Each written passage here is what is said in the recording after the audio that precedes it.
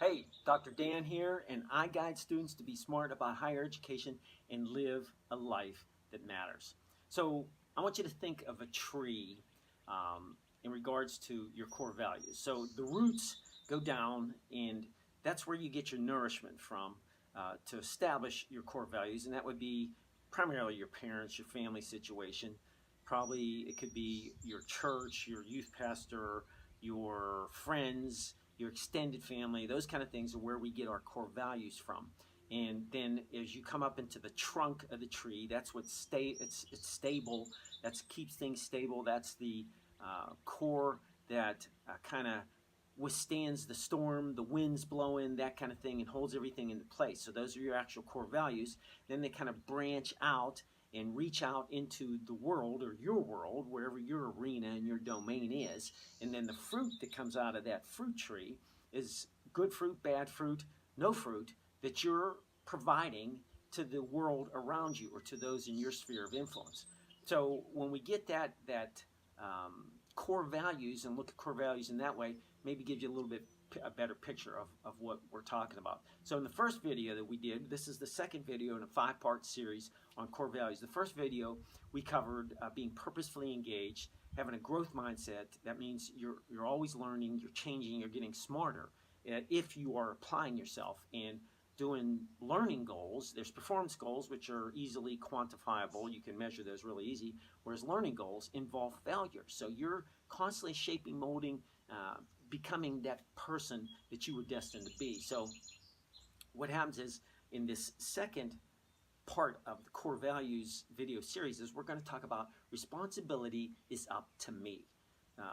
That's where you're going to take responsibility. There's the 33rd president of the United States was Harry Truman, and he had a little placard on his desk that said, "The buck stops here." Now that means that all the decisions that came down, the things that happened in the world or in his scope of influence, in his sphere of influence, whether it was direct or indirect, the buck stopped with Harry Truman. So he took responsibility for it. And that's a great way to look at the situations. Now we're going to clarify that a little bit, but every day our core values are manifested out into the world where our branches extend.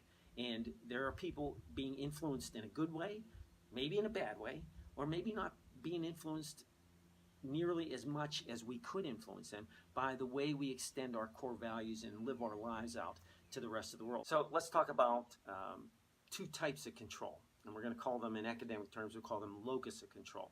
So for example, the first one would be having an external locus of control. That means that you're kind of assigning most responsibility outside of you or outside of your control. So if that would be kind of a person that instead of working hard, investing in themselves, they sow all their money into the lotto, and they're looking for that lucky hit. And it's not my control, I just got to get lucky. If I can get lucky, then things will get better, instead of saying I'm investing in myself and I'm moving on. Not that all lotto players are bad people, but and if you look at that, the research findings show, there's been books written on it, that people, about 60 to 70% of the people that win these big jackpots end up being worse off financially 2, 3, 4 years later than they were before they even got the big jackpot.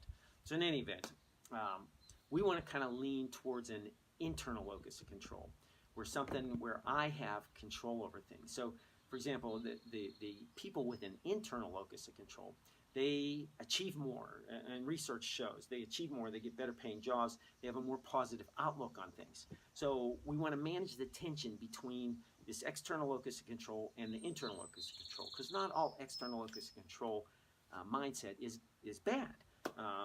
If I know, if I'm vertically challenged, so I know I would never play, even if I was the best shot and the quickest person at being shorter, I am never going to play center in the NBA. So I know that's beyond my control. There's some situations that happen in our lives with loved ones or whatever that we do not have control, and we have to let that go. That's a healthy external locus of control.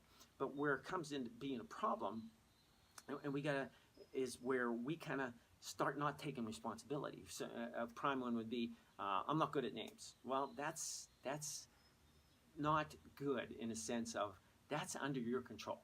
you might as well just say, I don't care about remembering names. That's a true statement. But to say, I'm not good at remembering names, you haven't put forth any effort into doing it. So some people, if you give me a comment on that, I'd love to discuss that with you and give you some pointers on how you can be better at remembering names. You know, I'd be some stellar name remember, but you can get a lot better at it than if you put some effort into it. So what we want to do between this external locus of control, because there are some things out of our control, but most things, if we want to move on a good course in our lives, involves an internal locus of control. We need to manage that tension between those two. So we need to get some wisdom and discernment in those situations and beware of assigning an either-or circumstance. So for example, if I do an either-or, go into a situation and I say, well, I'm not really talented in that area, so that means I don't have any control of it. No, I can possibly get some skill sets, connect with some people that may bridge that gap that I thought I had no control over, but now I can. I can get better at it. I can go back to that first core value, be purposely engaged, and grow a little bit, and then I've got some control of that. So the little saying may be, the harder I work, the luckier I get. So hard work does pay off. There are some things that don't fall into your place, but when you put yourself in that position of good things happening to you, they're much more likely to happen. So we want to build that process of leaning into an internal locus of control. If you don't have that right now, we want to start moving you down that path. So you want to shape, shift, adjust, and refine regularly to get that internal locus of control. And the quote may be, in regards to this pursuit, is the race goes not always to the swift, but to those who keep on running. And so we might want to alter Harry Truman's little statement that the buck stops here, is by saying, in an edited version, that might be that the buck of responsibility stops here with me. So if this was helpful to you, like it, send it on to somebody else that can give them a little bit of help, and put some comments on there. What's a struggle for you in regards to an internal or an external locus of control? And I'd love to hear your thoughts on that. You know, where are you at? You know, are you primarily throwing all the things to externally? And we can talk about that. But I want you to be thinking about that, because you can take a lot more control than you think you have. But you might be doing a dysfunctional thing of trying to take too much control, and that's not healthy either. So let's discuss that. Leave that in the comments. I'll try to answer all those comments. So this is and I also want you, like, if you're not getting these videos on a regular basis, register, and I can have them dropped to your mailbox on a weekly basis instead of you having come to the site to get them. So I also have this, I'm addressing this in an eZine article, E-Z-I-N-E, and you can look on there and see how I wrote a little bit more on this topic of the locus of control. So this is Dr. Dan. You can do this. You can take responsibility, and it can be responsibility up to you with that good tension, that good balance of knowing what should be external and what should be internal locus of control. So you can do this. So I want you to know where you're going with life. Become the person you were destined to be, and make a difference in the world.